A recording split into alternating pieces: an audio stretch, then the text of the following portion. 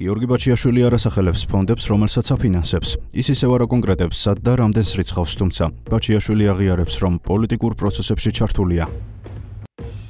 ტელევიზიით და საჯაროდ არ განვაცხადებ, რომელ ფონდებს ვაფინანსებ. გარწმუნებთ, რომ ეს არის მხოლოდ და მხოლოდ ის ფონდები და მე სხვანაირი ფონდები არც ვიცი, რომლებიც ეხმარებიან დაზარალებულ ადამიანებს. აკონტროლებთ მე ამ ფულს?